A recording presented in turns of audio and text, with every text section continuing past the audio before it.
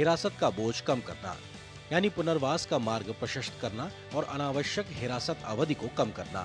Jail अधीक्षक अब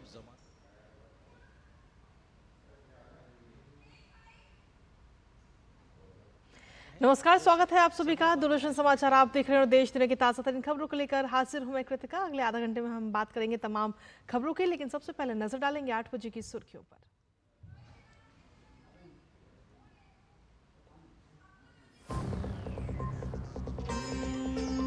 केंद्रीय गृह मंत्री अमित शाह की अध्यक्षता में पंचकुला में होगी भाजपा कार्यकारिणी की बैठक। अमित शाह कार्यकर्ताओं को देंगे जीत का मंत्र। जेडीयू की राष्ट्रीय कार्यकारिणी की आज नई दिल्ली में होगी अहम बैठक। विधानसभा चुनाव की रणनीति समेत कई अहम मुद्दों पर होगा मंथन।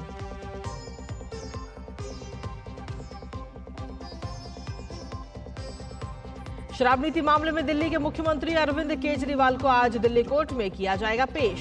3 दिन की सीबीआई हिरासत आज हो रही है खत्म।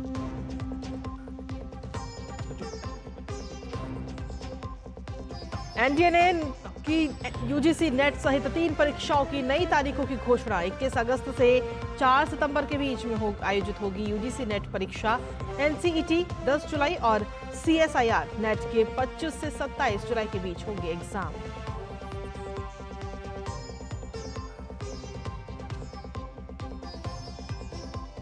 श्री अमरनाथ यात्रा आज से शुरू। 4603 श्रद्धालुओं का पहला जत्था बाबा बर्फानी के करेगा दर्शन। शिव भक्तों में भारी उत्साह। खेल की खबरों में टी20 विश्व कप के खिताबी मुकाबले में आज भारत और दक्षिण अफ्रीका होंगे आमने सामने। भारत की नजर दूसरी बार खिताब पर कब्जा करने पर होगी, तो वहीं दक्षिण अफ्रीका पहली बार आईसीसी के किसी टूर्नामेंट में खेलेगी फाइनल मैच।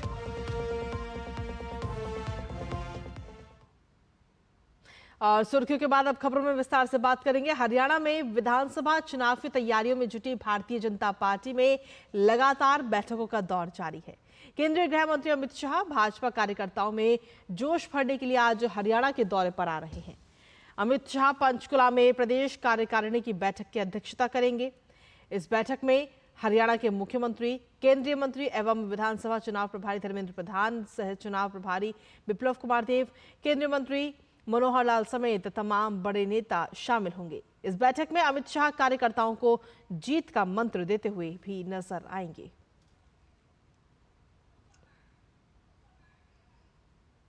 वहीं जेडीयू की राष्ट्रीय कार्यकारिणी की आज नई दिल्ली में अहम बैठक होने जा रही है। जेडीयू के राष्ट्रीय अध्यक्ष नीतीश कुमार समेत पार्टी के तमाम वरिष्ठ पदाधिकारी शुक्रवार को ही दिल्ली पहुंच गए थे और इस बैठक में 2024 लोकसभा चुनाव के परिणाम, 2025 में होने वाले बिहार विधानसभा चुनाव, भविष्य की रणनीति पर विचार विमर्श होगा।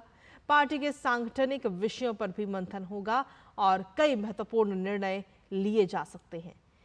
इससे पहले 29 दिसंबर को जेडीयू राष्ट्रीय कार्यकारिणी की बैठक दिल्ली में हुई थी, जिसके बाद पार्टी की कमान ललन सिंह के हाथों से लेकर नीतीश कुमार को सौंप दी गई थी। वहीं शराब नीति मामले में दिल्ली के मुख्यमंत्री अरविंद केजरीवाल को आज दिल्ली कोर्ट में पेश किया जाएगा। केजरीवाल की 3 दिन की सीबीआई हिरासत आज खत्म हो रही है। सीबीआई ने केजरीवाल की 5 दिन की रिमांड मांगी थी, जिसमें कोर्ट ने केजरीवाल को 3 दिन की रिमांड पर भेजा था। गौरतलब है कि शराब नीति के कार्यान्वयन में कथित अनियमितता की शिकायतों के बाद उपराज्यपाल ने सीबीआई जांच की सिफारिश की थी। इससे पहले केजरीवाल को ईडी ने मनी लॉन्ड्रिंग मामले में 21 मार्च को गिरफ्तार किया था। वहीं मानहानि मामले में राउज एवेन्यू कोर्ट में आज दिल्ली की मंत्री आतिशी को भी पेश होना है। आतिशी ने एक प्रेस कॉन्फ्रेंस करके बीजेपी द्वारा आम आदमी पार्टी के विधायकों को खरीदने की कोशिश का आरोप लगाया था। आतिशी के इन आरोपों को बीजेपी ने सरासर झूठ बताया। दिल्ली बीजेपी के नेता और प्रवक्ता प्रवीण शंकर कपूर ने आतिशी और अरविंद केजरीवाल के खिलाफ मानहानि का केस किया था। वहीं यूजीसी नेट 2024 की परीक्षा के लिए नई तारीखों का ऐलान कर दिया गया है। यूजीसी नेट सहित 3 परीक्षाओं की तारीखों की घोषणा की गई है। इसमें NCET 2024, joint CSIR, UGC net और यूजीसी नेट परीक्षा शामिल है। यूजीसी नेट परीक्षा की 21 अगस्त से 4 सितंबर के बीच में आयोजित की जाएंगी, तो वहीं सीएसआईआर नेट परीक्षा 25 से 27 जुलाई के बीच आयोजित की जाएगी। हालांकि एनटीए ने इस बार परीक्षा के प्रारूप में बदलाव किया है। परीक्षा इस वर्ष ऑनलाइन कराई जाएंगी। ये दोनों परीक्षाएं भारतीय विश्वविद्यालय और अनुसंधान संस्थान में लेक्चरशिप और रिसर्च फेलोशिप चाहने वाले उम्मीदवारों के लिए महत्वपूर्ण है। दरअसल 18 जून को यूजीसी नेट की परीक्षा के पेपर लीक के संकेत मिलने के बाद शिक्षा मंत्रालय ने इसे रद्द कर दिया था। और श्री अमरनाथ यात्रा आज से शुरू हो चुकी है। पुरुषों, महिलाओं और साधुओं सहित कुल 4,603 श्रद्धालुओं का पहला जत्था आज बाबा बर्फानी के दर्शन करेगा। आज सुबह दोनों रूटों से पवित्र गुफा के लिए पहलगाम और बालटाल आधार शिविरों में से तीर्थ यात्रियों ने प्रस्थान किया। बाबा बर्फानी के दर्शन के लिए देश भर से आए शिव भक्तों में काफी उत्साह भी देखने को मिलता है। यात्रा को देखते हुए सुरक्षा के कड़े इंतजाम किए गए हैं। इसके साथ ही ड्रोन और सीसीटीवी कैमरों से यात्री वाहनों पर भी नजर रखी जा रही है। जम्मू श्रीनगर हाईवे पर हर 500 मीटर और 1 किलोमीटर की दूरी पर सुरक्षा चौकियां भी स्थापित की गई हैं। इन पर 24 घंटे हथियारबंद जवान तैनात रहेंगे। बता दें कि अमरनाथ यात्रा करीब 2 महीने तक चलेगी।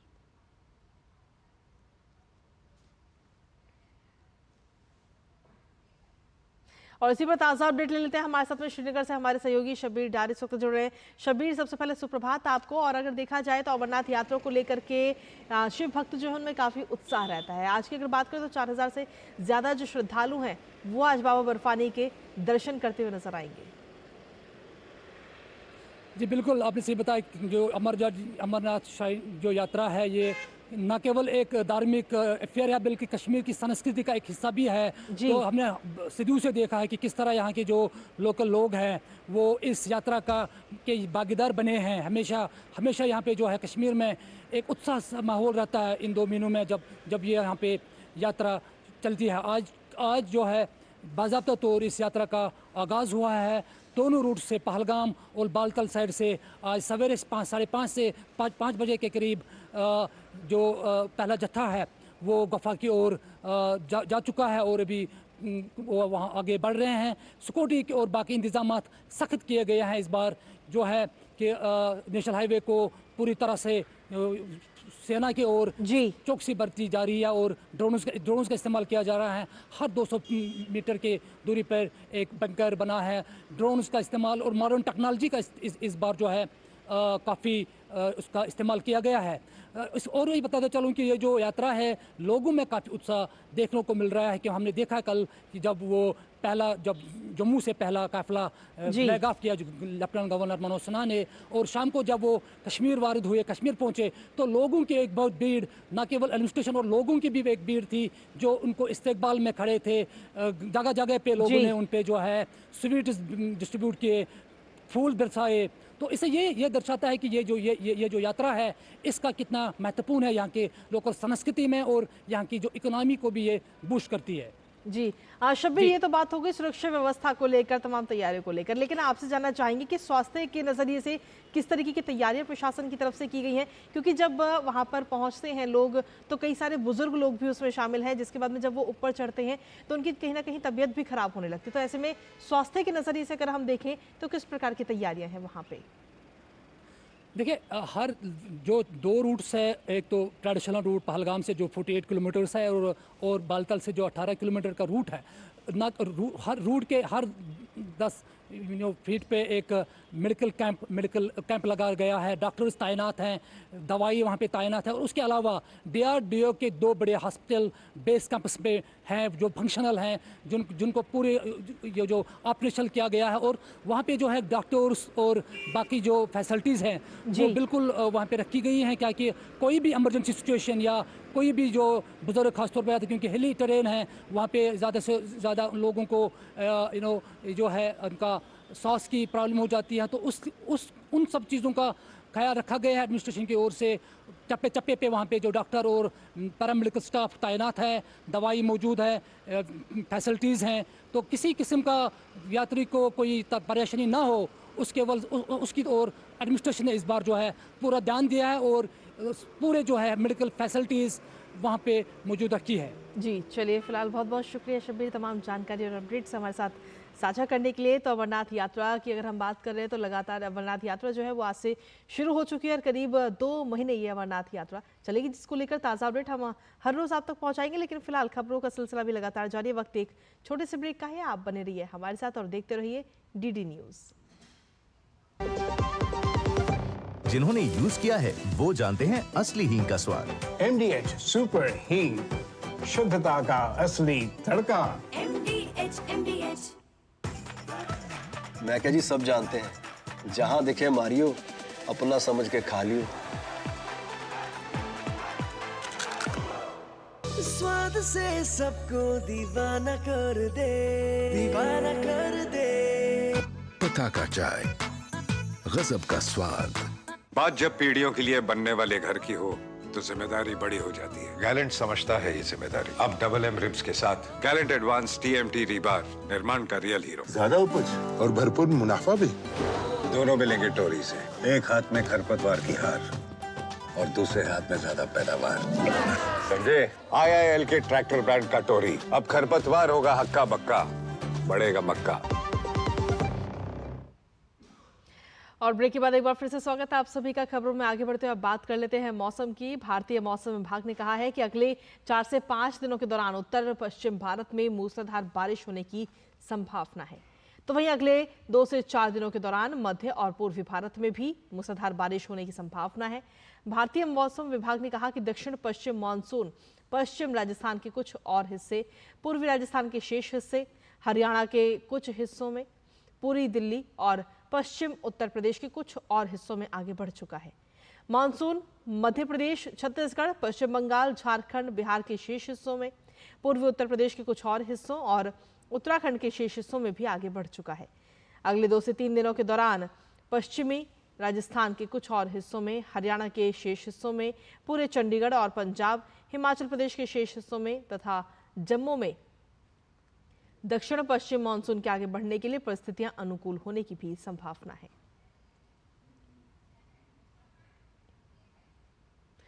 और इसी बीच उत्तर प्रदेश के ग्रेटर नोएडा में एक बड़ी दुर्घटना भी सामने आई है, जहां भीषण बारिश के चलते निर्माणाधीन एक मकान की दीवार अचानक से गिर गई। इसके नीचे 8 बच्चे दब गए। इसमें से 3 बच्चों की मौत भी हो गई है, बाकी बच्चों का अस्पताल में उपचार चल रहा है।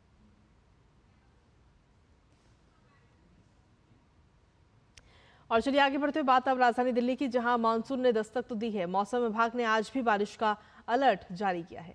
दिल्ली के अलावा पूरे NCR, हरियाणा, राजस्थान, हिमाचल, यूपी, बिहार, झारखंड समेत देश के कई राज्यों में बारिश के आसार हैं। और वहीं देश के ज्यादातर इलाकों में मानसून अपना असर दिखा रहा है। हालांकि बारिश के चलते लोगों को भीषण गर्मी से थोड़ी राहत जरूर मिली है।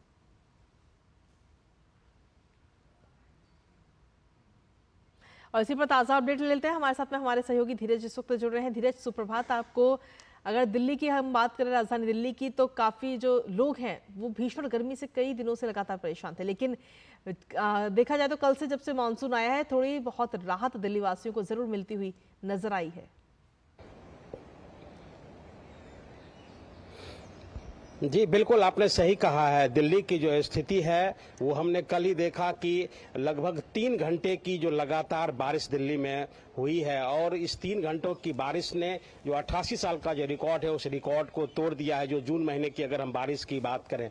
और किस तरीके से हमने देखा कि दिल्ली जो दरिया बन गई और दिल्ली की जो सड़कें हैं वो नदियों और तालाब में तब्दील हो गई। और न केवल जो छोटे छोटे इलाके बल्कि VVIP जो इलाके थे उस इलाकों में भी जो पानी का जल जमाव देखने को मिला।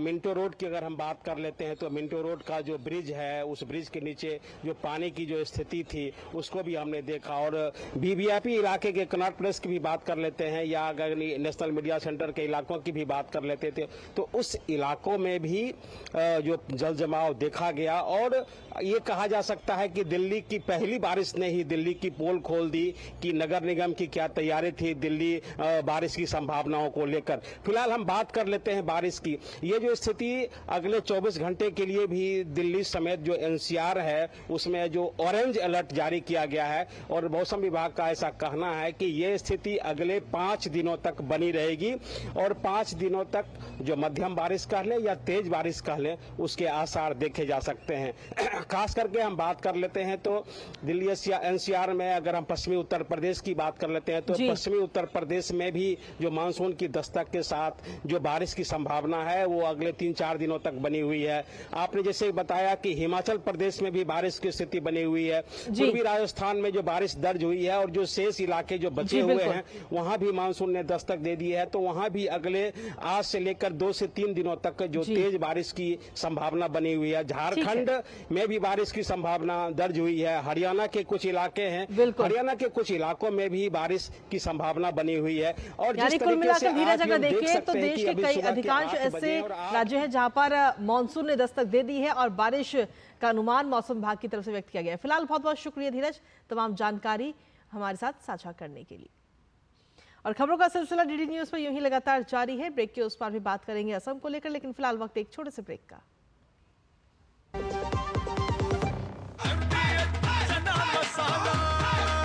अब छोलिया हो या लोबिया, सफेद चने या काले चने, सब कुछ मजेदार बने। घुटना, कंधा या कमर, चाहे जैसा हो दर्द, डॉक्टर ऑर्थो आपको देता है दर्द से पूरी आजादी। ये कोई टेम्पररी पेन किलर नहीं, आयुर्वेदिक औषधि है। बात जब पीढ़ियों के लिए बनने वाले घर की हो तो जिम्मेदारी बड़ी हो जाती है। गैलेंट समझता है ये जिम्मेदारी। अब डबल एम रिब्स के साथ गैलेंट एडवांस TMT रीबार, निर्माण का रियल हीरो।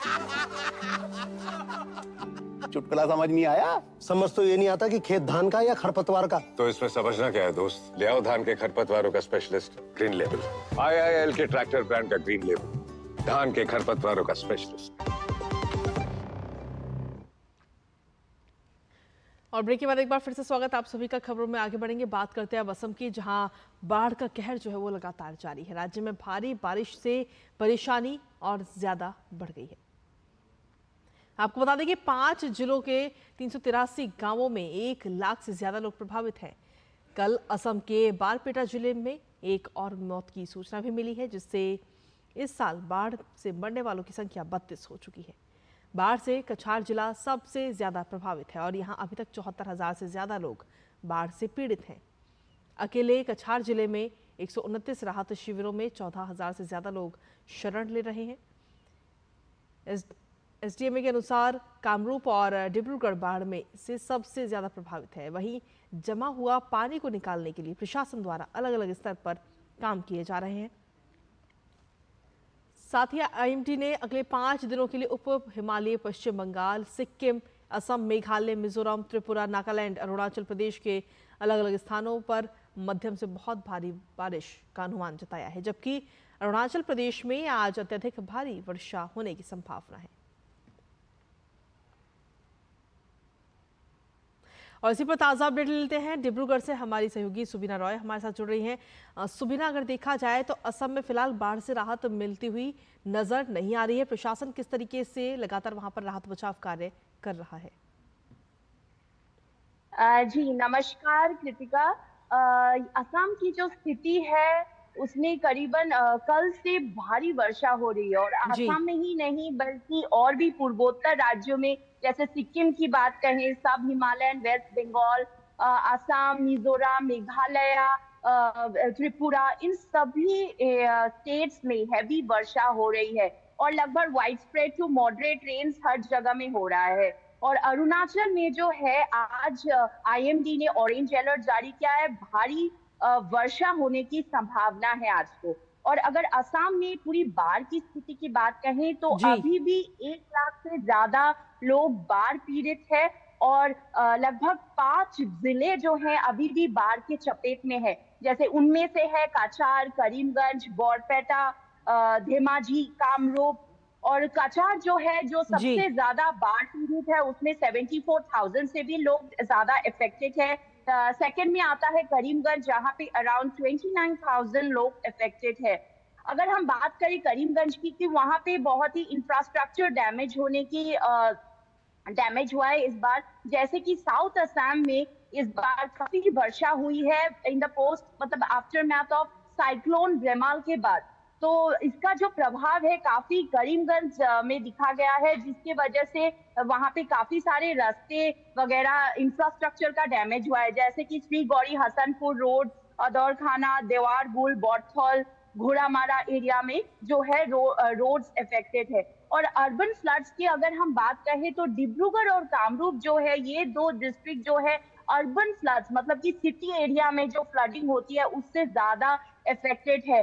डिब्रूगढ़ में 8 से भी ज्यादा वार्ड जो है वो अर्बन फ्लड से अफेक्टेड है। अर्बन फ्लड्स यानी कि जो फ्लैश फ्लड्स हो जाते हैं, अचानक से जो शहरी एरिया में जो है पानी आ जाता है, जैसे हैवी बारिश होने के वजह से, तो उसके वजह से जो है लोगों को काफी मुश्किल के सामना करना पड़ता। हालांकि जो है हमारे गवर्नमेंट अथॉरिटीज ने डी वाटरिंग पंप्स और सफाई ड्रेन्स की, ताकि पानी का बहाव अच्छे से हो, तो उसका इंतजाम किया जा रहा है। ठीक है, चलिए फिलहाल बहुत बहुत शुक्रिया सुबीना, तमाम जानकारी और अपडेट्स हमारे साथ में साझा करने के लिए।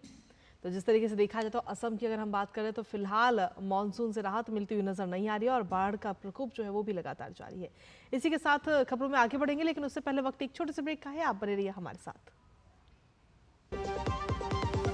लाल रंग इसका अपार, तीखा कम है फिर भी स्वाद। MDH कश्मीरी। मैं क्या जी, सब जानते हैं, जहाँ दिखे मारियो, अपना समझ के खा लियो। स्वाद से सबको दीवाना कर दे, दीवाना कर दे। पता का चाय, गजब का स्वाद, ज्यादा उपज और भरपूर मुनाफा भी। दोनों मिलेंगे टोरी से, एक हाथ में खरपतवार की हार और दूसरे हाथ में ज्यादा पैदावार। समझे? IIL के ट्रैक्टर ब्रांड का टोरी, अब खरपतवार होगा हक्का बक्का, बढ़ेगा मक्का। और ब्रेक के बाद एक बार फिर से स्वागत आप सभी का। खबरों में आगे बढ़ेंगे, बात करेंगे अब अयोध्या को लेकर। अयोध्या के नवनिर्मित राम पथ पर प्री मानसून बारिश के दौरान सड़क धंसने के मामले में योगी सरकार ने बड़ा एक्शन लिया है। योगी सरकार ने PWD विभाग के 3 इंजीनियरों को निलंबित कर दिया है और साथ ही जांच के आदेश भी दे दिए हैं। PWD के प्रमुख सचिव अजय चौहान के अधिशासी अभियंता ध्रुव अग्रवाल समेत 3 इंजीनियरों को निलंबित कर दिया गया है। अयोध्या में पहली बारिश के बाद ही रामपथ पर जगह जगह गड्ढे बन गए थे। अधिकारियों की तरफ से इसके लिए बारिश को जिम्मेदार ठहराया गया था। फिलहाल रामपथ के धंसने की असल वजह सामने आई है। बताया जा रहा है कि इन हिस्सों में बहुत तेजी से काम किया गया और ऐसे में खुदाई के बाद मिट्टी की परतों के दबने की प्राकृतिक प्रक्रिया के लिए बहुत कम समय मिला, जिसके चलते भारी बारिश होने के कारण सड़क धंस गई। फिलहाल जल निगम ने सभी गड्ढों को भरवा दिया है। PWD के सहयोग से मार्ग पर बने सीवर चैम्बरों की निगरानी भी की जा रही है। और चलिए खबरों में आगे बढ़ते हुए बात कर लेते हैं खेलों को लेकर। ICC T20 विश्व कप 2024 का विजेता कौन बनेगा, इस बात का फैसला आज हो जाएगा। भारत और दक्षिण अफ्रीका की टीम बारबाडोस के मैदान पर एक दूसरे के खिलाफ खिताबी जंग के लिए उतरेंगी और बड़ी बात यह है कि दोनों ही टीमें अब तक प्रतियोगिता में अजेय रही हैं। ऐसे में फाइनल की लड़ाई और ज्यादा दिलचस्प हो चुकी है।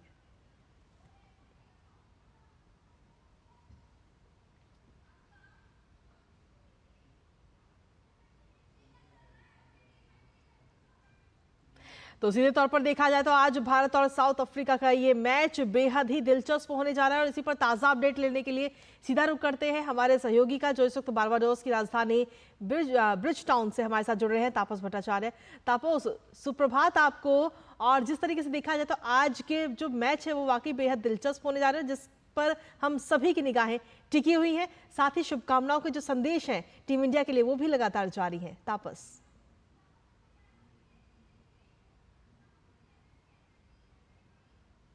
तापस आवाज मिल पा रही है आपको? तो दोनों ही टीमें कंटिन्यूसली अनबीटन रही है और दोनों ही जो टीमें आगे बढ़ रही है और फाइनल जो है वो बहुत बड़ा एक अवसर है दोनों टीमों के लिए, एक शैकल तोड़ने का। साउथ अफ्रीका की बात करें तो उन्होंने आज तक कोई भी वर्ल्ड कप नहीं जीता, चाहे 50वां ओवर का हो या वर्ल्ड T20 चैंपियनशिप का हो। और वही भारतीय टीम ने आखिरी जो एक तरह से ICC ट्रॉफी जीती थी, वो चैंपियंस ट्रॉफी जीती थी 2013 में, 2011 में आखिरी वर्ल्ड कप जीता था। तो बहुत सालों का एक सूखा है दोनों ही टीमों का। तो इसलिए एक शनिवार को एक नया चैंपियन बन के आएगा और देखना दिलचस्प होगा कि वो चैंपियन कौन होगा। अनबीटन चैंपियन पहली बार, और भारतीय दर्शक, भारतीय प्रशंसक देश दुनिया से आ रहे हैं यहाँ पे बारबाडोस में। मैं इतना बता सकता हूँ कि बारबाडोस में पैर रखने की जगह नहीं है, लोगों के रहने की जगह नहीं है इस वक्त, क्योंकि इतने ज्यादा पैमाने पे लोग आ रहे हैं। और बहुत बड़ा एक अवसर बना है इस वक्त कि वर्ल्ड क्रिकेट में ये जो दोनों टीमें हैं ये किस तरीके से आगे आ रही है। और साउथ अफ्रीका को सच में, साउथ अफ्रीका और भारत दोनों टीम इस वक्त नाबाद है। तो ऐसे में देखना ये दिलचस्प होगा कि कौन सी टीम हार का सामना करेगा या फिर जीत के साथ आगे बढ़ेगी। भारतीय टीम बहुत कॉन्फिडेंट है रोहित शर्मा के अगुवाई में, हमने देखा है। और वही साउथ अफ्रीका की टीम भी थोड़ी एक दो बार जरूर लड़खड़ाई, लेकिन जो सुपर 8 में उन्होंने दिखाया कि क्यों उनको प्रबल दावेदार कहा जा रहा है इस T20 वर्ल्ड कप का। चलिए, बहुत बहुत शुक्रिया तापस, तमाम जानकारी और अपडेट्स हमारे साथ साझा करने के लिए। तो आज जो ये मैच होने जा रहा है उस पर हम सभी की निगाहें लगातार टिकी हुई है, साथ ही शुभकामनाओं के जो संदेश हैं वो भी लगातार टीम इंडिया को मिल रहे हैं। इसी के साथ फिलहाल मेरे साथ इस बुलेटिन में इतना ही। बाकी देश दुनिया की तमाम खबरों के लिए देखते रहिए DD न्यूज़। नमस्कार।